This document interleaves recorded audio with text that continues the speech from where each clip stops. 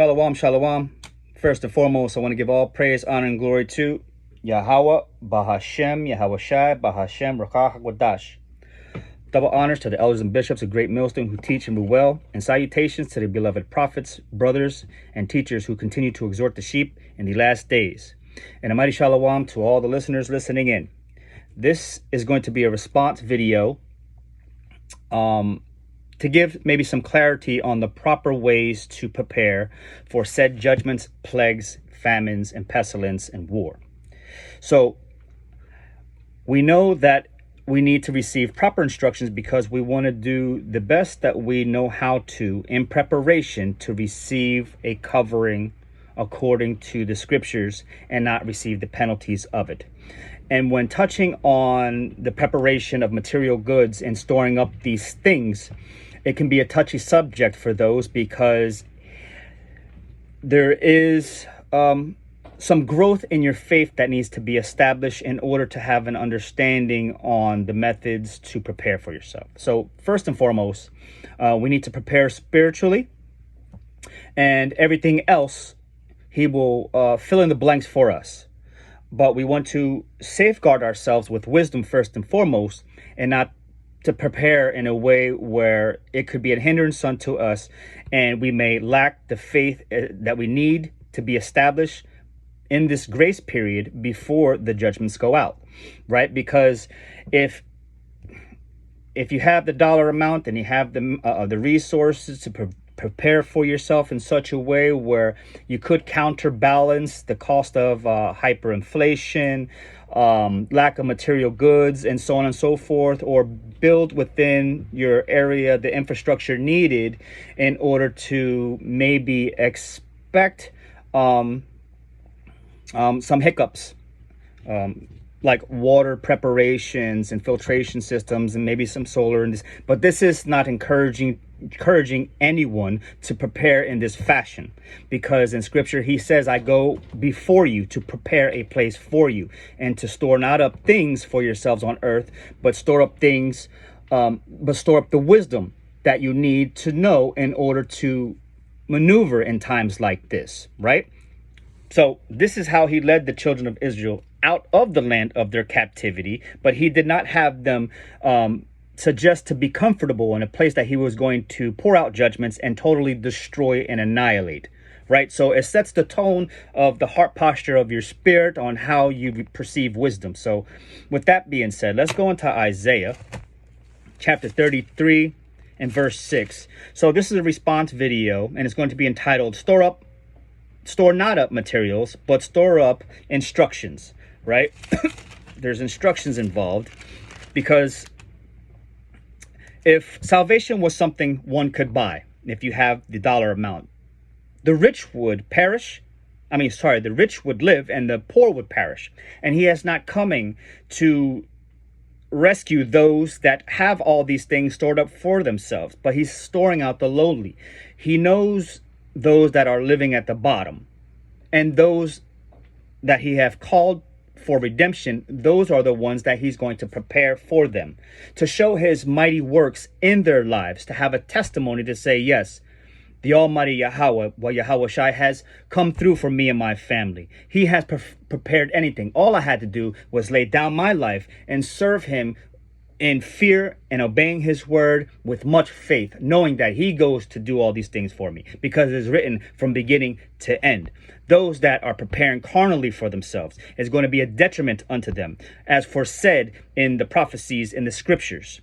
So we're going to go and grab Isaiah chapter 33.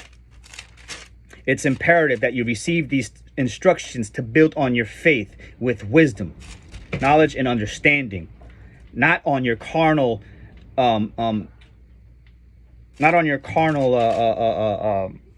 strength, but with faith. Isaiah chapter 33 and verse 6, our first precept, it says, "And wisdom and knowledge shall be the stability of thy times, and strength of salvation. The fear of Yahweh is his treasure." This is a treasure. Wisdom is treasure.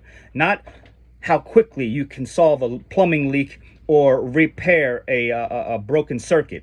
This is not, or how fast you are on the draw with the weapon. this is not going to save your life. He's going to maneuver his obedient children through the storms, through the fire.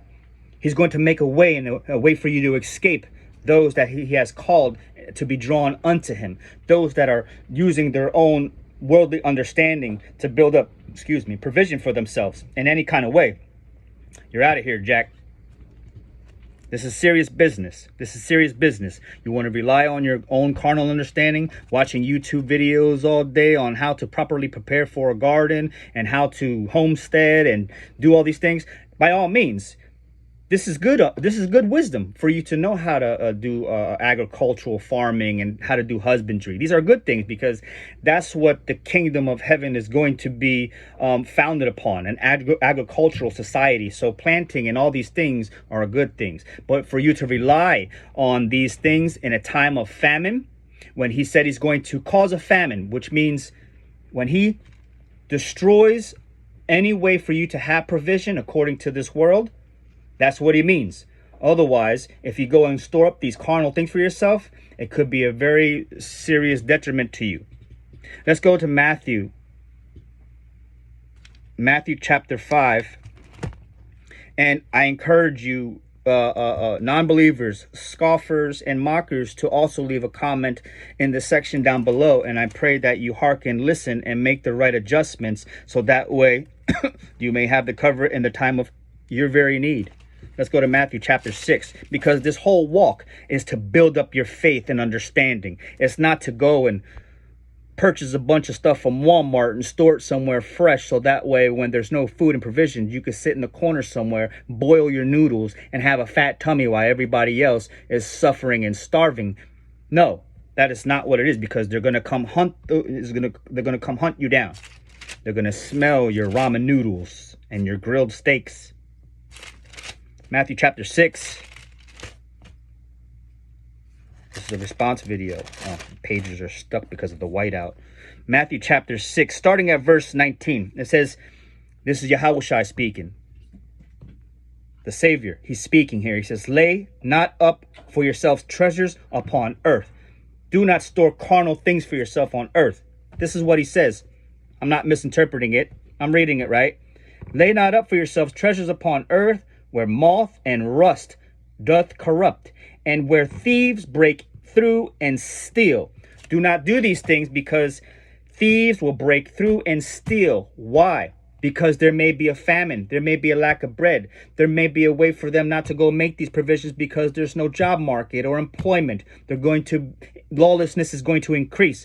And if you lack the faith and understanding, he's going to send those very creatures to come and procure those elements from you, because you have not built your walk in faith and obedience, but you have done it in a carnal way to save your life and not to lay down your life and let him provide for you. We're moving on in Matthew chapter 6, verse 21. For where your treasure is, there will your heart be also. Your treasures is your wisdom and your fear of the Most High Yahweh Yahushua, because if you don't have that fear, you're going to be complacent in your walk and not having the faith to substantiate that you want to do your best and hearken the best way you can so he can move on your behalf. For where your treasure is, there will your heart be also. The light of the body is the eye. If therefore thine eye be single, thy whole body shall be full of light. You should be very focused and concentrated on keeping his ways and doing them to the best of your ability. Right? Separating yourselves from sin and the sinful nature of this world and putting on righteousness. How do you do that? By obeying the law, statutes, and commands. They were not done away with. You have to walk this thing out for yourself, because you'll be judged by your works and your faith and have a testimony to go along with it. It's a big, big package. Verse 23, but if thine eye be evil, thy whole body shall be full of darkness. No understanding. You'll be full of your own wisdom and understanding, and you're going to be cast out to the outer darkness, to where you will hear, depart from me, I never knew you. You didn't obey me. What is your faith substantiated on? What you could purchase when there was sales going on? If therefore the light that is in thee be darkness, how great is that darkness? How much sin are you actually building up for yourselves? Verse 24. We're going to read to 34 real quick.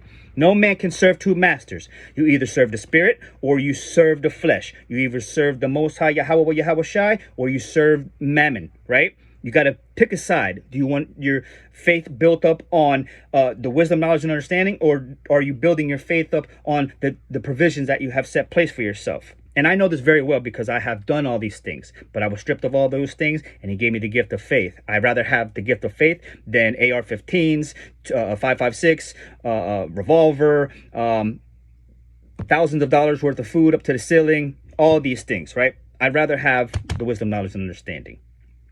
No man can serve two masters, for either he will hate one and love the other, or else he will hold to one and despise the other. So this is the fine line of where people are not willing to separate from the instructions of not choosing your carnal ways to provide means for yourself. You must be separated from that idea that I can do all things and he will bless it, and I'll just have to do is just learn how to can and put a bunch of food up for myself and go and get weapons and go get gun training and this and that and get with a community of people that are preppers. And no, that's not faith. That's relying on your own understanding.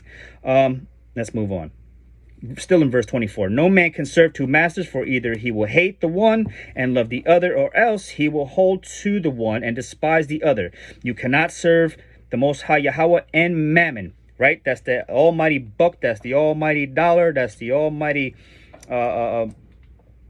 false way of going about things. Verse 25, therefore I say unto you, take no thought for your life. In verse 25 of Matthew chapter 6, it says it right here. It says, therefore I say unto you, take no thought for your life, what you shall eat or what you shall drink, nor yet for your body, what ye shall put on. Is not the life more than meat, and the body more than raiment? Don't worry about providing for yourself. Put down the cares of this world. Do not be caught in surfeiting. That's in Luke. That's the worries of this world. Well, before the market crashes and there's no dollar, I have to go and get, I have children, I have animals, I have bills, I have a car, I have insurance, I have health insurance, I have all these things. Come out of this carnal way of thinking. He's going to hit that reset button, and you want to be prepared spiritually. You can't go to heaven with a bunch of U-Haul things. You can't store up those things. Let's continue on. He says, take no thought for your life. Is he that goes before you. He is the Almighty that will provide all things for you. No one said you couldn't learn how to seed and grow something. No one said that. But if you have this concept that there's a famine coming and I have to go and build out my land, a half an acre of fruit trees and veggies down here, where's your faith at? Are you providing for yourself, or do you want to see the King himself move on your behalf and provide all things for you? That's how gracious he is. Behold, the fowls of the air, for they sow not, neither do they reap, nor gather into barns, yet your heavenly Father feedeth them. Are ye not much better than they? Which of you, by taking thought, can add 1 cubit unto his stature? You can't do anything to save your life. Nothing. It doesn't matter how much you provide for yourself. And why take ye thought for raiment? Consider the lilies of the field, how they grow and they toil. Neither do they spin. And yet I say unto you that even Solomon in all his glory was not arrayed like one of these. Solomon had a bunch of stuff. So did Job. And the Most High stripped them all. And what did he do? Based on their faith and obedience, he was able to sprinkle in a good bunch of blessings. Don't you want to see that? Don't you want to see that? It's like, here's my life in a box. Take it. And I pray that I can receive the new life that he has prepared for me. But no, people say otherwise. You give instructions on how to prepare, and you got to go and do all these things. And okay, all right. Moving on. Verse 30. Wherefore, I, Yahweh Power, so clothe the grass of the field, which today is, and tomorrow is cast into the oven. Shall he not much more clothe you, O ye of little faith? Continuing on. Therefore, take no thought, saying, what shall we eat? Nor what shall we drink? Or wherewithal shall we be clothed? For after all these things do the Gentiles seek, those without the faith, those that lack the understanding, those that want to provide life for themselves. You know, where's your faith? O ye of little faith. But seek ye first the kingdom of the Most High Yahweh and his righteousness, and then what? And then all these things shall be added unto you. How? How? If you're stripped of your resources, you cannot buy food. If you're stripped of ways of providing water for your property, if you're stripped of all these carnal ways, and you're sitting there, and he's testing your faith to see if you're going to solely rely on him, or you're going to rely on who you have in your address book so you can make man your flesh and who can help you. No. No, he says, I prepare all things for you and I take them away. Just keep in mind Job. Just keep in mind Job. We're going to move on to 2nd Esdras chapter 15, right? Because if you have this idea that you're going to purchase a bunch of land and you're going to fence off this area, this is where the sheep are going to graze, and then we're going to shift them over to this yard here after that gets low, and on this side we're going to grow out a bunch of tomatoes and cucumbers and okra, and that's going to be the cooking station out here where we're going to can all our goods and we're going to store them in our basement. And faithless people do the same thing. There's people that are very aware of the onset things that are going to happen during a collapsed economy. Those people aren't going to be rescued out of peril and be put in a place of provision where you will be fed and taken care of and surrounded by those who worship the almighty power. You're going to have to rely on your own understanding and whatever books you have laid up on how to be a good handyman. Sorry. 2nd Esdras 15. And I'm just a little perturbed because those who say they read this book, they're reading it as an instruction manual on how to be the best prepper there ever was. You know, as in the days of Noah, what was he doing? He was building himself an ark, right? In the spiritual sense, he's building that on an inside, built up with the wisdom, knowledge, and understanding to have that cover over his family, right? He was teaching them how to obey the commands. And when the time came, after he was done preaching and telling the world that it was going to be judgments and all these things to come, the Most High shut him in. He didn't shut himself in. He didn't say, all right, everybody, we rehearsed these acts. When these things happen, when the power goes out, grab your walkie-talkies, make sure they're fully charged, make sure your LED headlamps are fully charged, make sure you got all your magazines put in place where we told you to put them, and make sure you grab your bug out bag. Okay, so 2nd Ezra chapter 15, and I'm just going to lightly pick through the prophetic book here.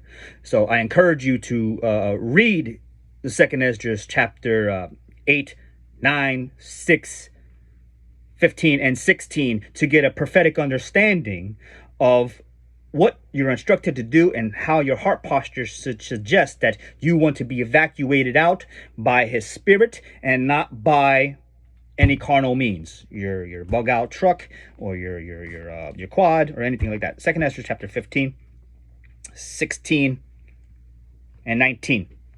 So we talked about in Matthew chapter 6 about store up not for yourselves any treasures on earth where thieves and moths and all these things can break through and steal. So finishing that thought, 2nd Ezra chapter 15 and verse 16, it says, for there shall be sedition among men and invading one another. They shall not regard their kings nor princes. No matter who you see on the tele telling you, be calm, be safe, we got a plan for all this stuff, we expected it, you know, blah, blah, blah. You'll be taken care of. There's going to be some that are going to take the law into their own hands and say, screw them, they never did anything for us anyway, they got us into this jam, and now we're going to stand up for our rights, and blah, blah, blah, blah, blah, blah, blah.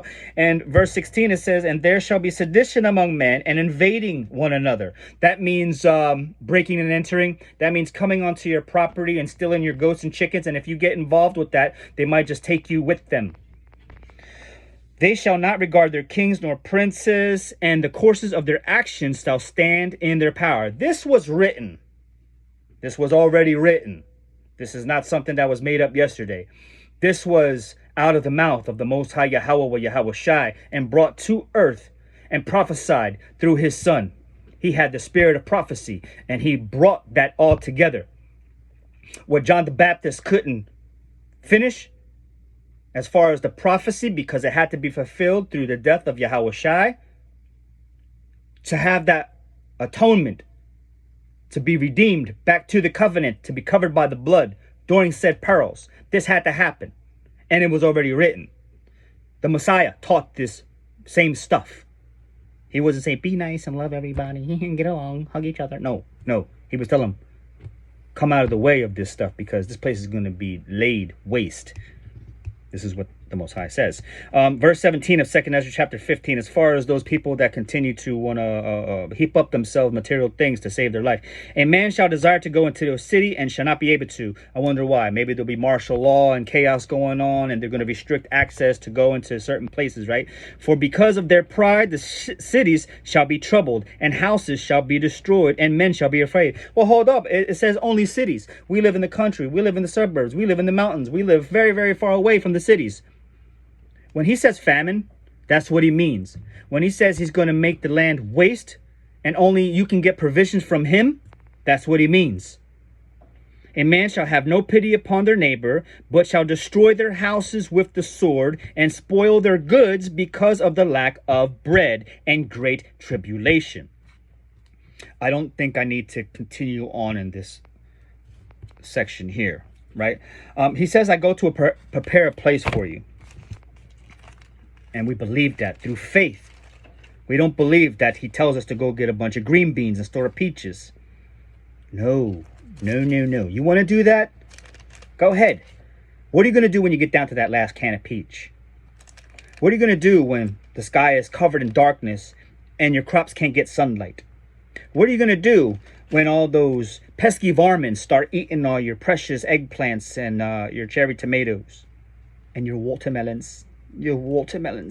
John 14 and verse 3. This is the Messiah speaking. No, I'll jump up. John 14 verse 2 and 3.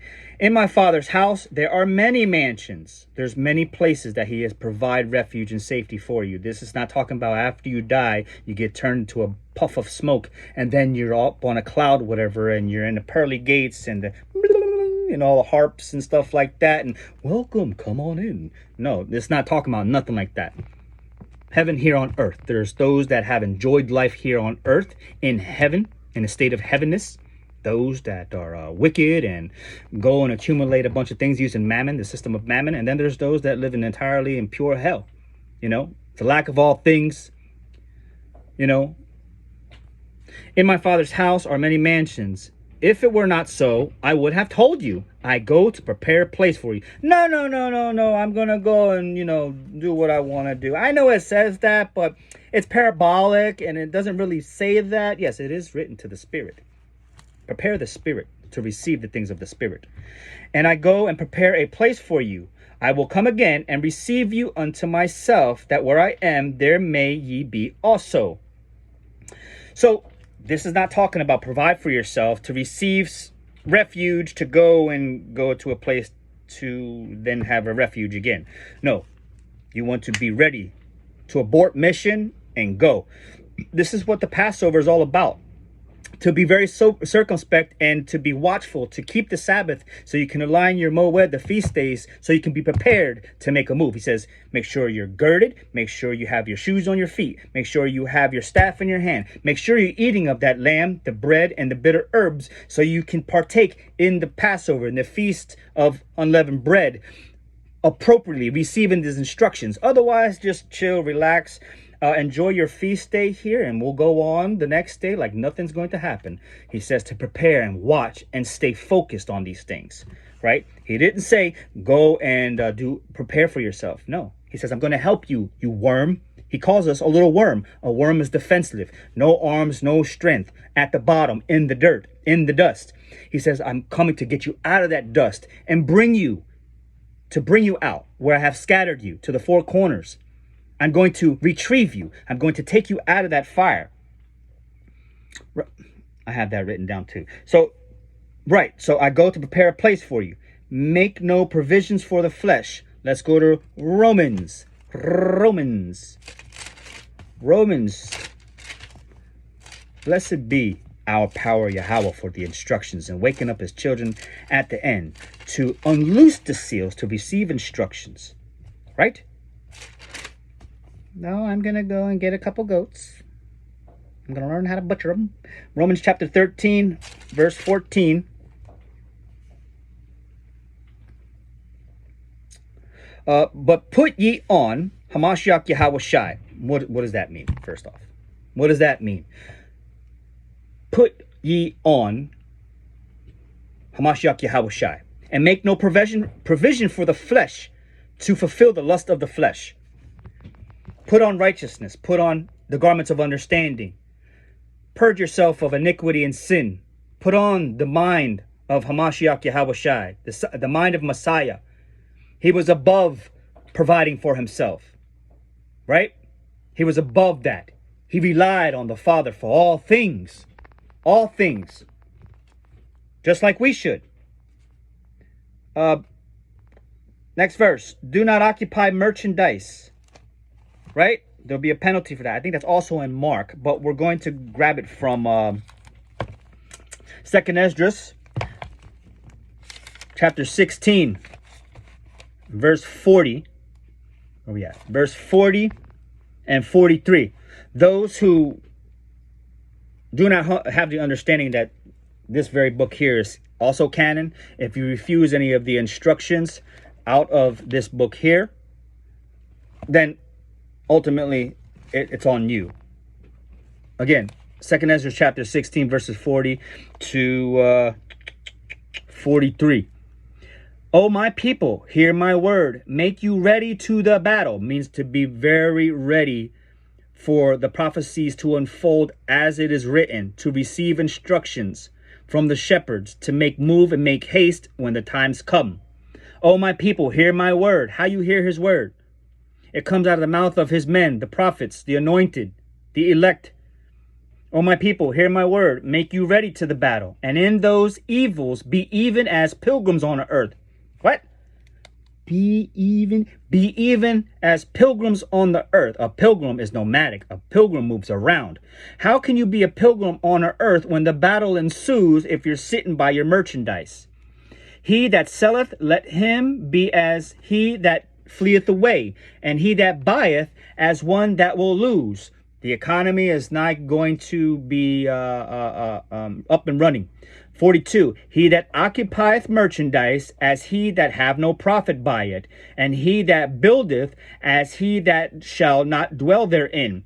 So you want to go and build yourself a bunch of turkey houses. You want to go and put a bunch of food storage away and this and that. And we're battle ready. We're battle ready. We got our ark up and running. And when the flood comes, we're going to float and we're going to eat our beans. And no, he says, make you ready to the battle, and even in those evils, be as pilgrims upon the earth. You want to sit in place while there's people running around and doing all kind of craziness. And when those missiles come flying around, you want to sit there and have a spoonful of beef noodles. And no, listen. He that occupieth merchandise as he that have no profit by it, and he that buildeth as he that shall not dwell therein. He that soweth, these are people who think that they're going to, grow up some crops and all that stuff. Oh, yeah, go ahead and go and build yourself out a bunch of garden stuff. And who knows what the hell they're spraying in that sky that's going to land inside our garden. And, we'll just take a chance and eat it, and maybe we'll wash it off real good. He that soweth as if it should not reap. And also he that planteth the vineyard as he that shall not gather the grapes.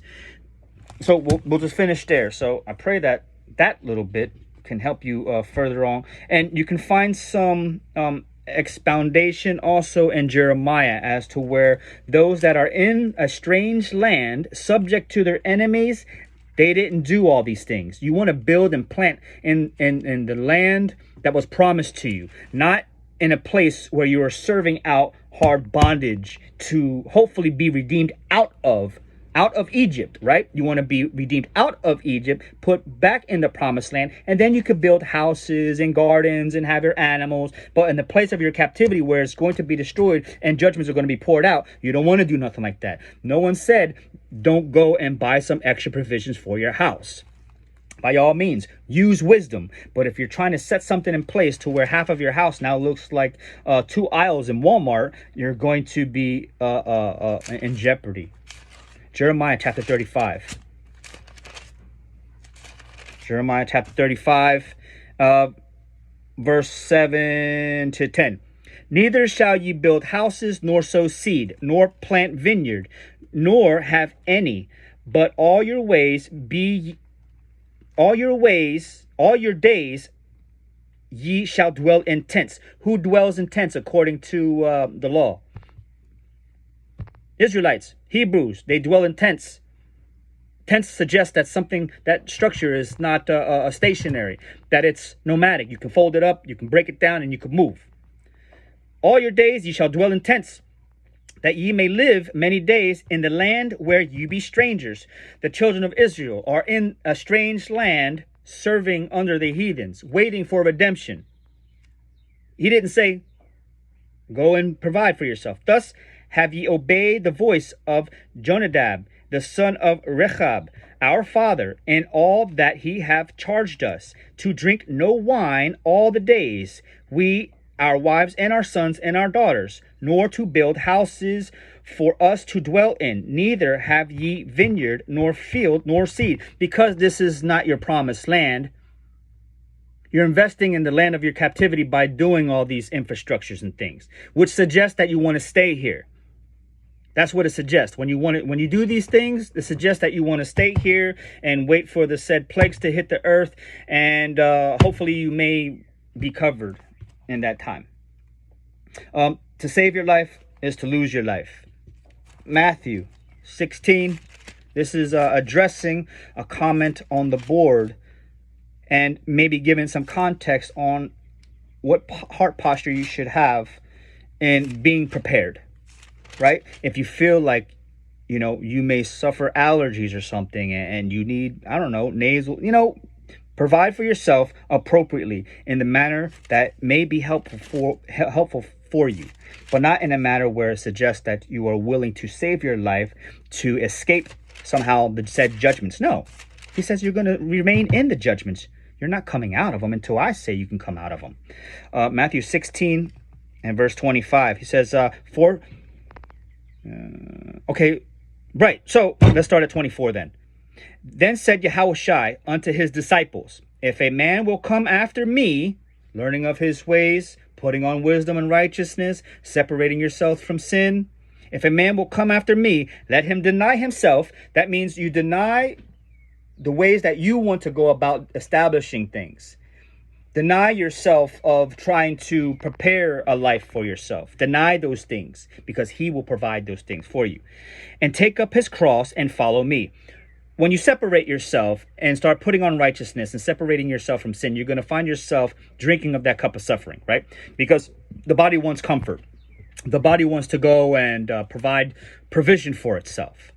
The fleshly, the carnal, the things that the Gentiles seek, they go and do these things, right? For whosoever will save his life shall lose it. And whosoever will lose his life for my sake, for his sake, not your sake, for his sake shall find it. And scripture says that straight is the gate and narrow is the way, and very few that find it. Very few that find it. Nobody want to walk like Mashiach Yahushua. Nobody want to walk like the Messiah. That was torturous. That was uncomfortable. It wasn't comforting to the flesh. But because we get one life, I want to do it my way. Okay? Just warning you. This is just warning. For what is a man profited if he shall gain the whole world and shall lose his own soul? Or what shall a man give in exchange for his soul? You're willing to trade something for that comfort, aren't you, right? So in the times to come, when the systems shall change over to the digital system and taxes are being implemented on the property that you're paying a mortgage for, in order to partake in that system and pay for those taxes, otherwise you'll be kicked off your land, and your land will be stripped from you, you will have to engage in the new beast system, taking that digital implementation, which is a RFID rice thingy under the skin, or whatever else they offer you, in which, if you take that mark, you will be utterly destroyed. That's found in Revelation chapter 13. If you take the image of the beast, and then the destruction for you will be found in Revelation chapter 14 and I don't know, mid-chapter. You can seek it out. Not dwelling in Egypt. So, 2nd Esdras 15 and 10. 2nd Esdras chapter 15 and verse 10. Okay. Behold, my people is led as a flock to the slaughter. I will not suffer them now to dwell in the land of Egypt. Which means he's going to take you out of the land of Egypt when he sees fit to be ready in that very fashion. The children of Israel, when they dwelt in Egypt, they didn't provide a bunch of things for them that night, during the Passover. They quickly scarfed down their meal and took off. Now, if you have a family, you have a dog and all these things, and you have to, get out of Dodge, how are you going to do that if you're occupying merchandise? Right? He says, I'm coming to gather you out everywhere where you are dispersed. Those who continue to heap up treasures on earth, you're going to be met with thieves and burglars and all kinds of craziness. You were warned. No more blood on the hand. The epistle's going out. 2nd Ezra chapter 15. No, Ezekiel. Ezekiel 36. Ezekiel 36. And pardon me for being so long-winded, but I have to express this in a way where maybe it will register. This is not a hate speech. This is not nothing. This is a very stiff warning. Ezekiel 36, starting at 19. And I scattered them among the heathen, and they were dispersed through the countries according to their way and according to their doings. I had judged them. The children of Israel had been dispersed through the four corners of the earth and put in subjection under their oppressors, under the heathen, to serve them for a time. But upon turning and repenting from our wicked ways and picking up the customs of the Gentiles, and now putting on our customs of our nativity, being Hebrew Israelites, we are now being separated from the world and awaiting redemption and judgment to ensue, so we can have that hopeful covering to be redeemed out. Verse 20. And they that entered unto the heathen, and when they entered unto the heathen, whither they went, they profaned my holy name, when they said to them, these are the people of the Most High Yahweh, and are gone forth out of his land. So we've been scattered out to the four corners of the land. But he says that he's going to redeem us and gather us again. So, and Micah 2 and 10 says, depart, for this is not your rest, for it is sorely polluted, and it will surely destroy you. So the heart posture, the spirit man should suggest that we should have a spirit of departure, wanting to leave, right? And that only comes for those that endure until the very end of judgments to be redeemed. No pre-tribulation, no rapture, none of these things. But in the midst of the onset of nuclear war, that's when Jacob will be saved up out of trouble. That's written in Jeremiah chapter 30, verse 7. And then finally, in Exodus chapter 12, we read about the Passover, how to spiritually prepare. And then the body will follow. How we are redeemed out of here for each individual who is called unto the higher power Yahweh, that is designed by him and only him. That information cannot be dispelled through the scriptures. We can only give you a very clear, cohesive understanding on how to be spiritually prepared and what should take place according to prophecy. And we see that all these prophecies are building up, and there's going to be a peak in the midst of things in which you should be very aware of and be ready for. So I pray that this was edifying. And again, this epistle is going to be entitled store not up materials, but store up instructions. Until the next time, Shalom.